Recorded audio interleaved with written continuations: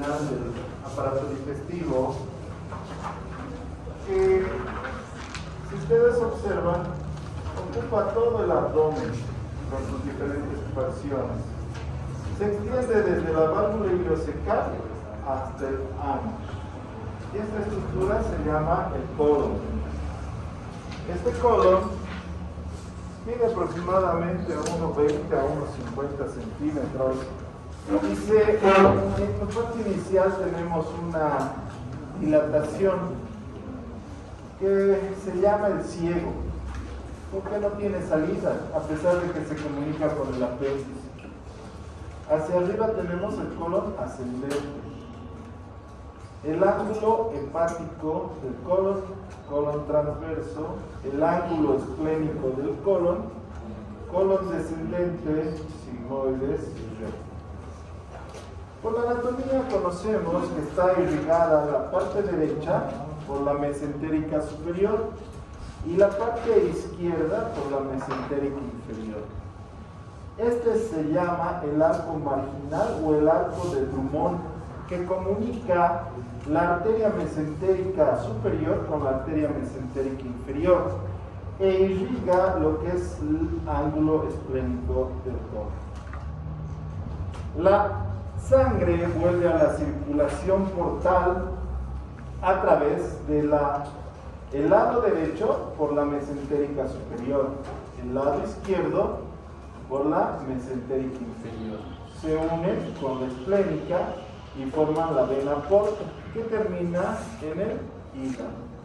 Entonces aquí vemos el tronco de la vena porta, vemos la vena mesentérica superior, la vena mesentérica inferior, y acá vemos del vaso la vena esplénica. En la vida real no es como un dibujo, un poquito más difícil de ver, pero aquí vemos la aorta. Aquí está la arteria mesentérica superior. Acá vemos la arteria mesentérica inferior. Y el arco de Drummond es todo esto, ¿ven? Aquí vemos la mesentérica inferior que se comunica con la mesentérica superior. El diámetro de la mesentérica superior es mayor que de la mesentérica inferior. La irrigación de la mesentérica superior está por la arteria cólica media, la arteria cólica y la iliocólica. A la izquierda tenemos la arteria cólica izquierda y las arterias sigmoideas. En la parte final tenemos el recto irrigado por tres arterias, hemorroidales superiores, hemorroidales medias y hemorroidales inferiores. El colon tiene 4 capas, una túnica externa serosa, una doble capa muscular, la submucosa y la mucosa. Los linfáticos van a ir en relación a los vasos. Los que están pegados a las mesentéricas son los ganglios linfáticos principales. Los que están pegadas a las cólicas son ganglios intermedios. Los que están en relación a los vasos rectos cerca de lo que es el marco colónico se denominan ganglios paracólicos. Y los ganglios que están sobre el colon son los epicólicos. Entonces, epicólicos, paracólicos, intermedios y principales. La forma de estudiar el intestino grueso es lo mismo que el estómago, a través de visión directa, con la colonoscopía o endoscopía baja. Esta colonoscopía nos permite ver realmente lo que pasa desde el ano hasta el cielo, solamente esa distancia. ¿Cuál es la función del colon? Bueno, la principal función del colon es la de absorber líquidos y electrolitos. Es su prioridad y está especializado en eso. Además de eso, por la presencia de la microflora, produce vitamina K y K. Bueno, eso ya lo hemos visto en el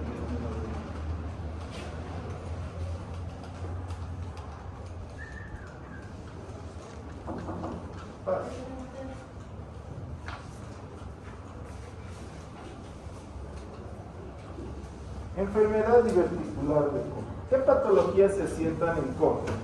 La primera es la enfermedad diverticular. ¿Qué es un divertículo? Una protrusión del tejido, ya sea de todas sus capas, siendo un divertículo verdadero, o solamente de algunas de sus capas, siendo un pseudodivertículo. Los divertículos pueden aparecer en cualquier segmento del colon, pero de preferencia son en el colon izquierdo, en lo que es el sigmoides. Mientras no se inflamen, no se obstruyan, no dan síntomas, son totalmente asintomáticos los divertículos. Se dice que ha aumentado la incidencia de divertículos por la comida manufacturada o procesada que ingerimos. La cantidad de diverticulosis es alta, pero solamente presentan síntomas cuando se inflaman. Esta inflamación de los divertículos se conoce como diverticulitis. Esta inflamación puede llegar a una perforación y dar una peritonitis especulaz. Otra causa de patología en intestino grueso es la obstrucción de intestino grueso. De tres causas. Puede ser vólvulo, divertículo y cáncer fecal. De lejos, la causa más común en nuestro medio es el vólvulo. ¿Qué es lo que quiere decir vólvulo? Giro anómalo con compromiso vascular del colon. Estos colones no son de tamaño normal, son más grandes, son más largos. A esto se llama dólico colon. Cuando es más largo, es dólico colon. Cuando es más ancho, se llama megacolon. Cuando es largo y ancho, dólico megacolon. Estas son patologías secundarias a enfermedad de Chagas, Hirschsprung o de etiología desconocida, que se llama el colon de altura, porque viven, digamos, en La Paz o Seguro Potosí. Hay mayor capacidad, bueno, sabemos que los gases se distienden más ahí, ¿ven? Entonces por eso es más grande este colon y es muy frecuente la volvulación, es decir, se gira. Esto se considera un vólvulo de sigmoides. ¿Qué síntomas tiene? Hay una distensión brusca del abdomen, no es poquito como en una obstrucción intestinal de intestino delgado, es brusca la distensión, es como un tambor, está a presión. Obviamente al paciente le causa dolor, náuseas, vómitos y sobre todo hay una incapacidad para expulsar gases y heces. Al obstruirse el colon, la porción que no está obstruida aumenta el peristaltismo, por lo que va a aparecer peristaltismo de lucha. Si este vólvulo demora mucho tiempo en solucionarse, se compromete la circulación y se necrosa, y es un vólvulo necrosado. Cuando ya va a ser un vólvulo necrosado, ya va a dar signos de peritonitis. El diagnóstico a través de una radiografía de abdomen de pies. ¿Qué signo se llama ese? Signo del grano de café. ¿Qué tratamiento existe? Bueno, depende de qué estadio esté el vólvulo. Si el vólvulo de sigmoides todavía está en un estadio que no se ha necrosado, lo que hacemos es introducir un recto sigmoidoscopio por el ano, llegar hasta la volvulación, meter un tubito y permitir que el gas escape. Una vez que escape el gas, el propio cuerpo hace que se devolvule. Pero, si se ha necrosado, ya no podemos hacer nada. La mayoría es en el colon izquierdo. Se hace lo que se llama operación de Harman. La operación de Harman consiste en resecar el segmento comprometido. Resecamos todo. Cerramos el muñón distal. y abocamos el muñón proximal en una colostomía.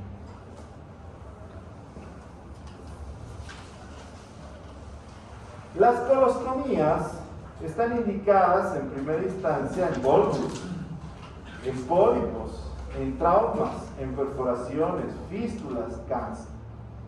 ¿Qué es entonces una colostomía? La colostomía es abocamiento del colon a la pared abdominal.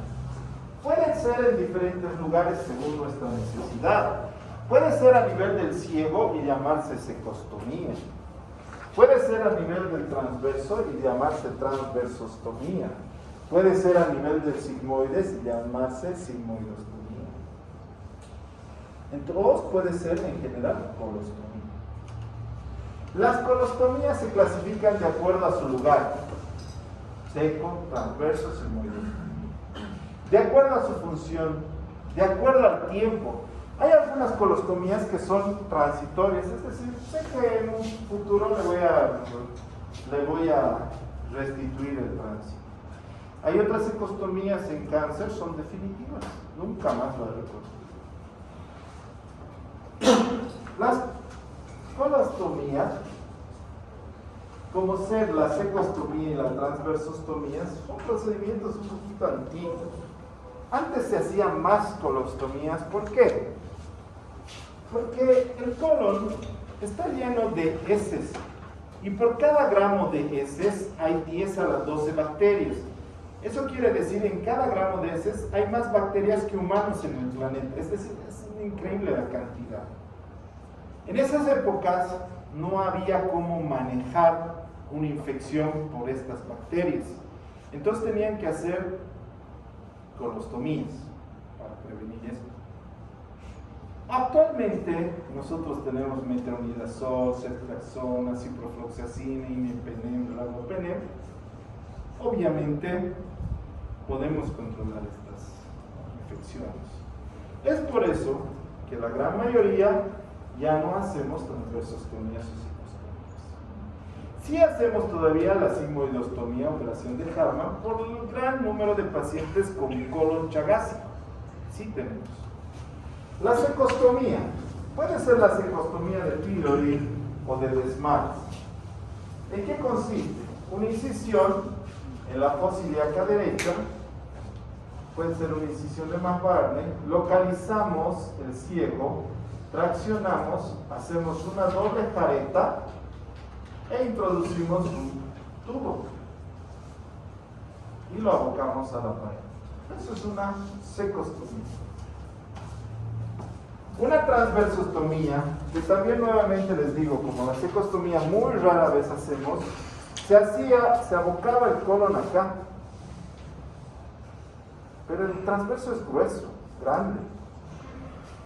¿Pero por qué hacíamos? Porque cuando lo abocábamos, sacábamos cerrado, lo dejábamos cerrado por unas 24, incluso 48 horas. ¿Para qué?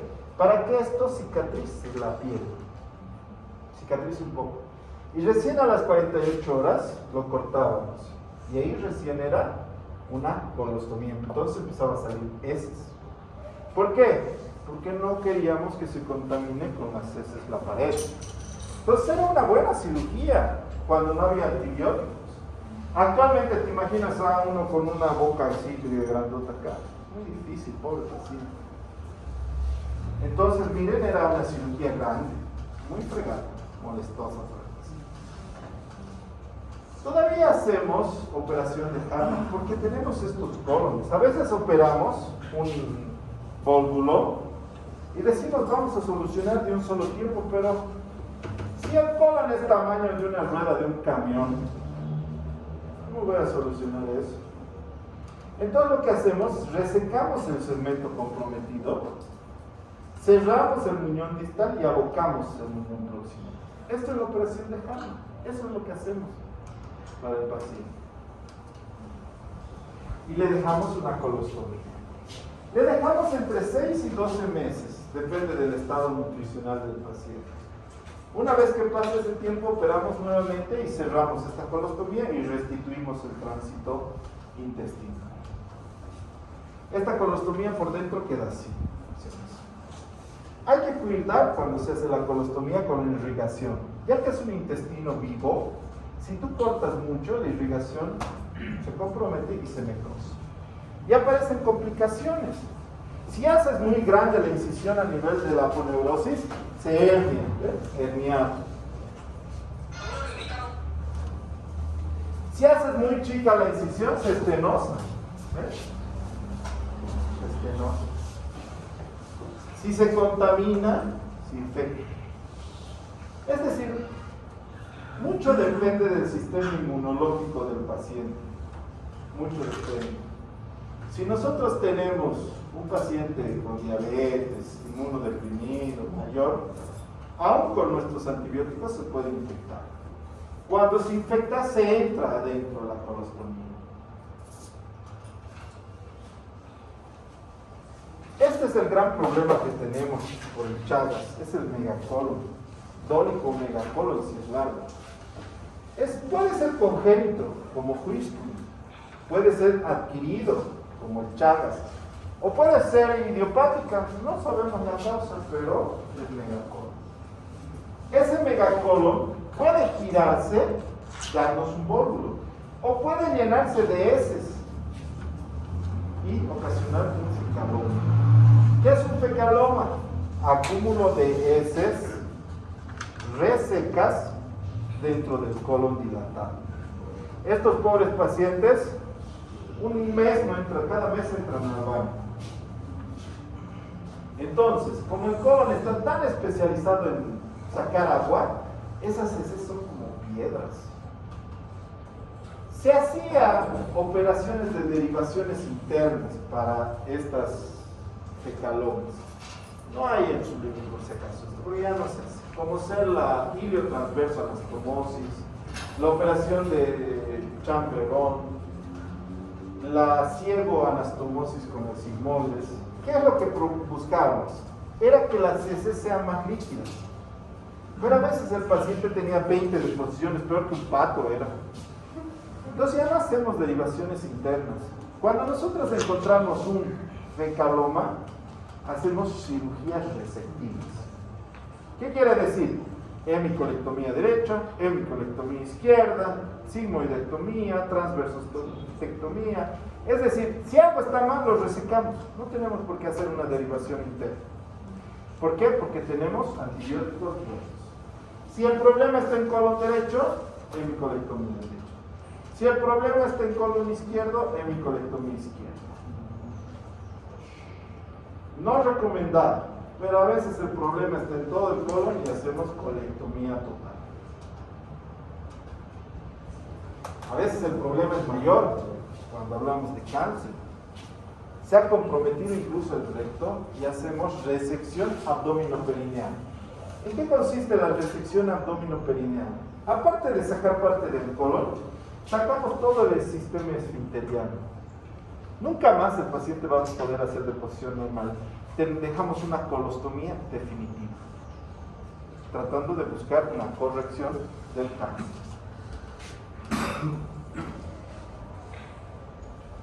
¿Cómo se ve en la endoscopía el colon? Miren, aquí hay un montón de divertículos, ¿verdad? Pero ninguno está eritematoso. Es decir, todos son asintomáticos. Es un hallazgo. ¿Qué hacemos? A veces son tan molestosos que hacemos hemicolectomías. Podemos hacer ecografía transrectal. No vemos todo el colon con ecografía, pero sí podemos ver por lo menos 40 centímetros iniciales del colon. Principalmente para ver problemas puborectales, abscesos, fístulas, hemorroides. Eso es.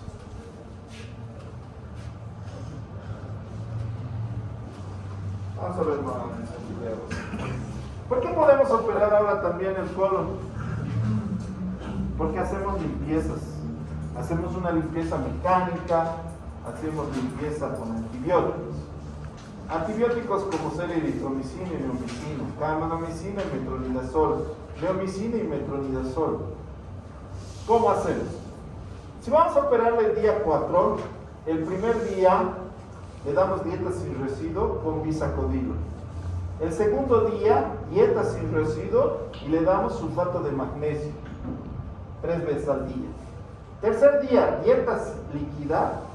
Iniciamos hidratación endovenosa, iniciamos eritromicina, neomicina y continuamos sulfato de magnesio. Y al día siguiente lo operamos. Ese colon va a estar brillando de limpio. Ya no va a tener ni bacterias. Pero el problema es que 4 días se ha hospitalizado. Y aparte después va a estar 7 días de la cirugía del colon. Casi 15 días en el hospital. A menos que sea jefe, ya casi lo van a botar de su trabajo.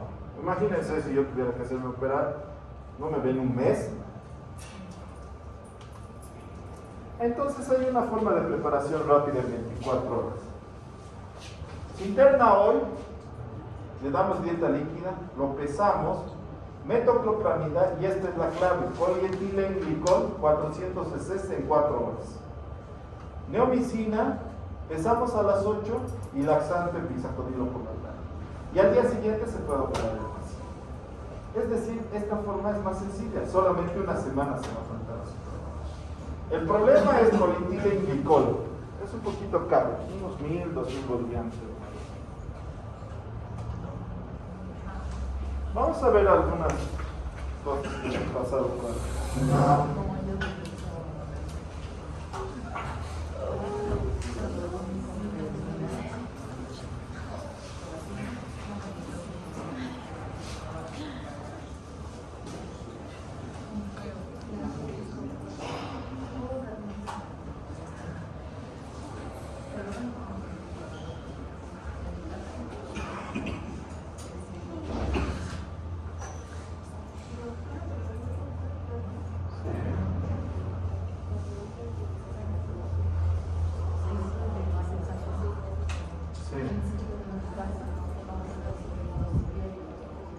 No está cerrada hacia arriba, está abocado, hace caquita por este lado. Entonces, si nosotros observamos, esto es un colon por enema. Es decir, hemos puesto atienda medio de contraste al colon. Y aquí vemos cómo el colon se dibuja. Entonces, cosas que no veríamos, colon, el recto, el funcionamiento, no se ve. Pero con este medio de contraste ya podemos ver el aparato expositor. Aquí vemos la angulación del coxis, el tubo coxígeo, el coxígeo, porque a veces hay personas que no tienen deposiciones normales, son muy diarreicas, muy estreñidos, entonces tenemos que ver cómo funciona todo. Esto es una defecografía. Por suerte nos mandan el informe. Entonces el paciente se le pide que haga la deposición y se ve cómo cambia de angulación el colon y el recto.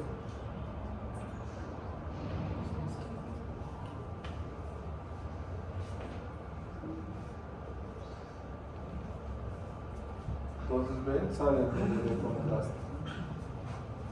Me parece que está bueno. Entonces esto es lo que les quiero decir, es con medio de contraste sí podemos ver el colon. Podemos ver el colon. Con ecografía no podemos ver muy arriba, pero sí podemos ver abajo. Aquí vemos un transductor y entonces, mucho más adelantado, entonces este transductor mide unos 30-40 centímetros. Solamente esta parte de la funcional. Entonces se agarra el transductor, se lo lubrica muy bien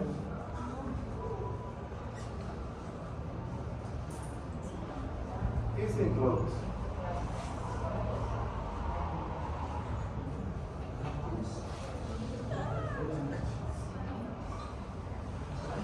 Y es un transductor de 360 grados. Eso quiere decir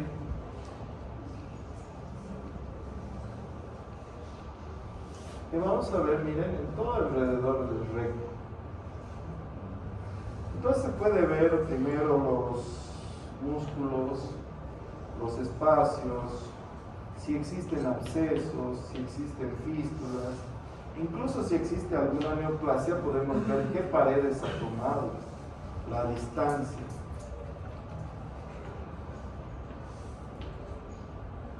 Entonces el músculo, los puborectales, la vejiga arriba,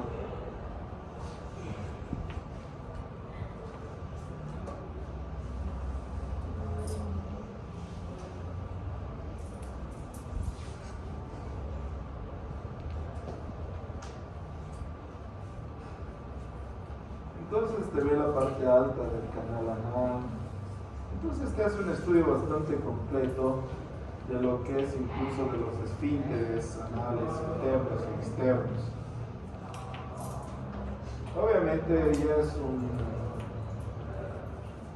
incluso puede hacer reconstrucciones en 3D, ¿no?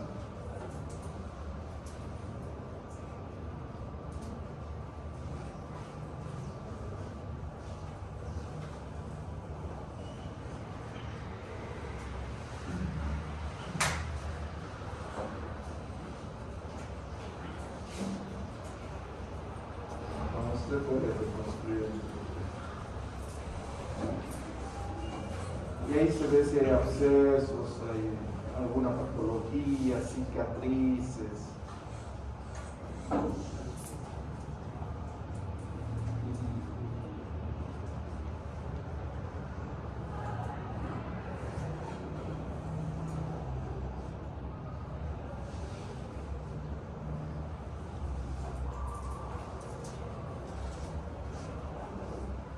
Esta es la operación por el perineo. Entonces, aparte de una operación en lo que es en la parte alta, también se está sacando todo lo que es el aparato esfinteriano, la resección abdominoperineal. El paciente obviamente no va a tener nunca más deposiciones, pero es por cáncer, ¿no? Son cirugías complejas que uno opera por arriba y otro opera por abajo. Entonces da bastante tiempo nos toma operar eso.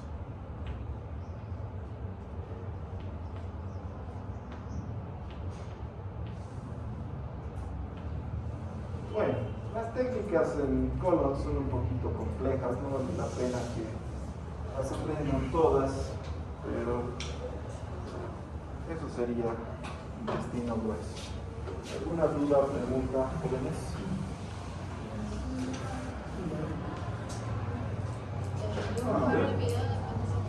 Ya podemos ver el video de apendicitis. Más sencillo, más fácil.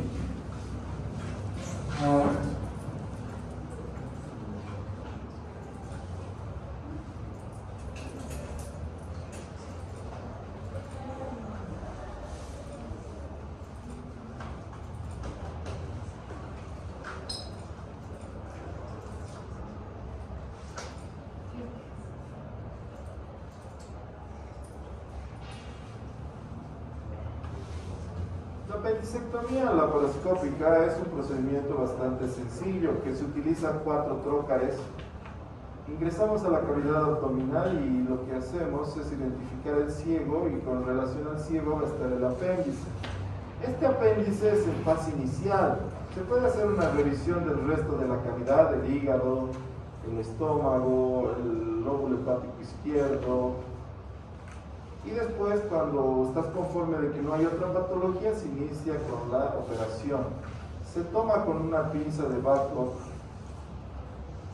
y se introduce en medio de la unión entre el ciego y el mesoapendicular, que es avascular. Es como una telita avascular. Ahí. Entonces, esta parte puedes separarlo para que puedas entrar al meso. El meso tiene doble capa de peritoneo visceral. Solo cortas una, no cortas las dos, porque tienes que encontrar la arteria apendicular. Aquí va a estar la arteria apendicular. Entonces vas cortando con el hook. Este es el hook. Es un electrobisturí. Y solo cortas eso. Entonces tienes que cortar con precisión. Entonces ahí, y ahí solamente un lado. Entonces aquí fácilmente ves la arteria appendicular está acá. El resto no hay nada, no hay otra arteria, así que no hay problema. Si seguirías cortando empezaría a sangrar y molestaría. Entonces pones un clip, clipando la arteria appendicular. Para que dormir tranquilo, mejor 2 clips. Distal no necesitas nada porque sabes que es rama terminal la arteria appendicular. Entonces cortas con el hook. Va a salir un poquito de sangre, pero la sangre es residual que se ha quedado en el trayecto. Ahí ves, ya está libre el apéndice. Y aquí vemos la arteria. Siempre hay que mirar por si no hay algún sangrado, algún chorro de sangre. Se liga en la base del apéndice. ¿Con qué? Este es un nudo intracorpóreo. Entonces lo llevamos a la base del apéndice, en lo que se une con el ciego. Si ustedes ven, ya ha dejado de irrigar, ya está morado el apéndice. Entonces, en la unión del ciego y el apéndice, lo ligas.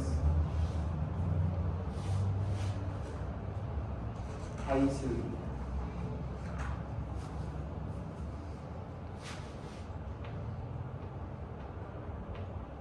Entonces ya está ligado. Como es delgado el apéndice, puedo ponerle un clip o doble ligadura. Siempre mejor hacer doble de esto. Y ahí pones clip y lo cierras. Tengo que poner un clip distal también, porque dentro del apéndice hay heces. Si lo corto va a salir heces y voy a contaminar el área. Entonces mejor le pongo un clip y después lo corto. Más pegado al clip distal, ¿no? Porque esto se va a quedar. Lo corto. Como en estas puntas tengo heces, entonces le pongo un poco de iodopovidona. Sacamos con una pinza cocodrilo y como es menos de 1 centímetro el apéndice, sale por el tronco.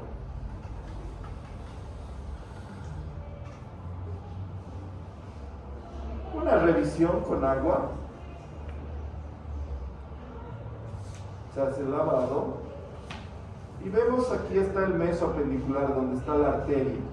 Y aquí vemos el muñón, el ciego, donde estaba el apéndice. Los dos tienen buen aspecto. Entonces se los deja ahí.